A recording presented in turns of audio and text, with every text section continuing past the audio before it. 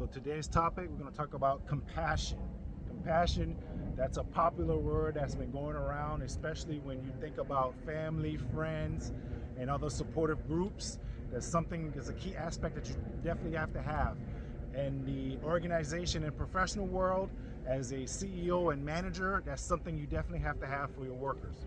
So by definition, what is compassion? Compassion is a feeling of deep sympathy and sorrow for another who is experiencing misfortune, occupied by a strong desire to alleviate their suffering. All right, so compassion can improve areas of your mental health and your physical health. And here's how, and also your relationships, whether that's professionally or personally. So here's how compassion can improve your mental health. It can improve your mental health by reducing your stress and anxiety. Self-compassion, this process called self-compassion, right? The key word is self, so self-compassion for yourself. Self-compassion helps individuals cope with difficult emotions and reduce feelings.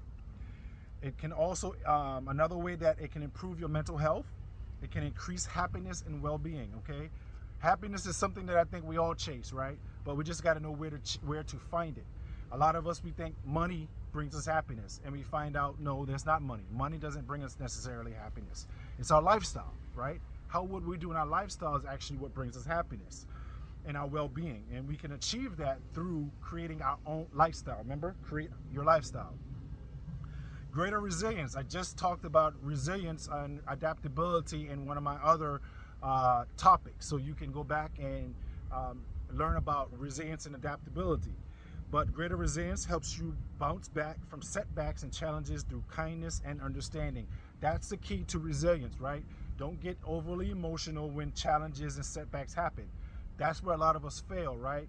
When we're faced with challenges, we're so quick to get emotional, and then we lose it. We lose sight of, of where we're going. Our sight is our purpose, our sight of our goals, because we are so dabbled into the emotions of what we are feeling right now.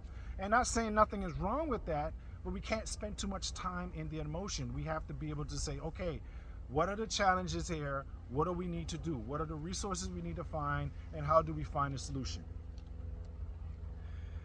Improved self-esteem boosts your self-worth and reduce self-criticism. Self-worth. I know a couple of years ago, that was a big deal to me. Self-worth, teaching self-worth. Keyword is self, learning your self-value, your self-worth. There's nobody that should be able to tell you your self-worth. You put that on yourself. You put your own self-worth. You can't tell me what my self-worth is. I tell myself what my self-worth is. I tell myself what my self-value is. You understand that? And that's how that works. And that comes with confidence and self-esteem. Then you have reduced rumination. Remember what rumination is? I think I had a quick walk when I was talking about a rumination, how that's related to anxiety, depression, and stress, right? And how that can also be like a mental health issue, right? Because we get stuck. That's what rumination is. People that are stuck in time. I talked about people who are stuck in the 1950s. People are stuck in the 1960s, right? We know them, and this is 2025, but yet they're stuck in that rumination, and they don't know how to get out. And they want to make decisions in 2025 based off 1960s, based off the 1950s, and that's not going to work. So you want to reduce those ruminations. You don't want to be in a position where you're stuck. Enhance social connections, okay?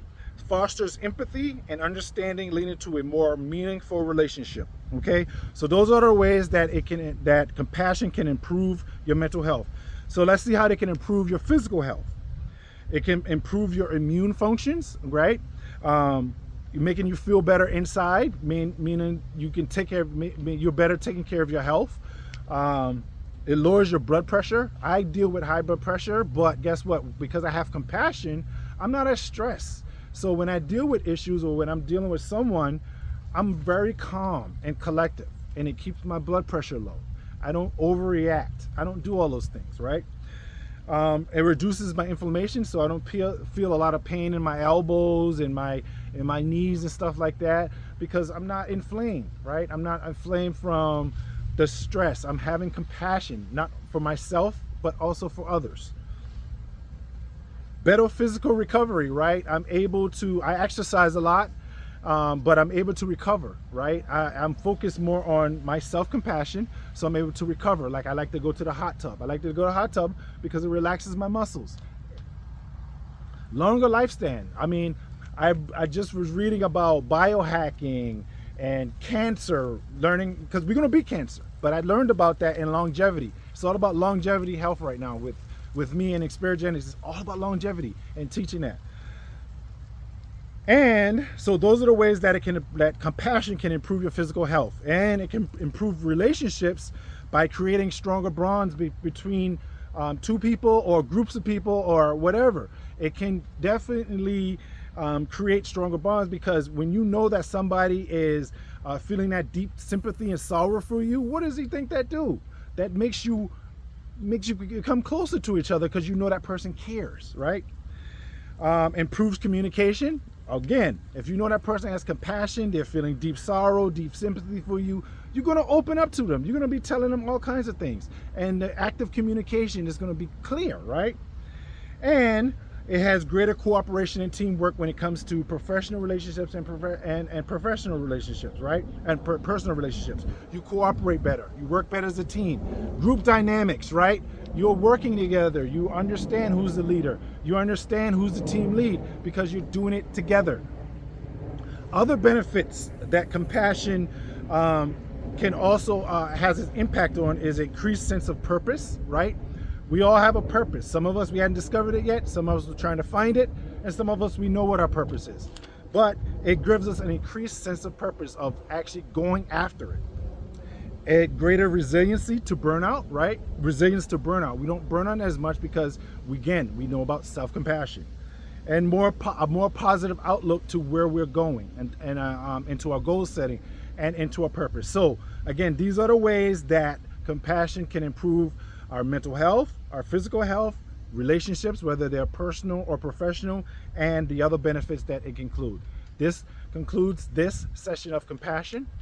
If you want to learn more, you can contact me at stoneycoleman82@gmail.com, or you can contact me on one of my social media platforms at the bottom of the screen. Looking forward to chatting with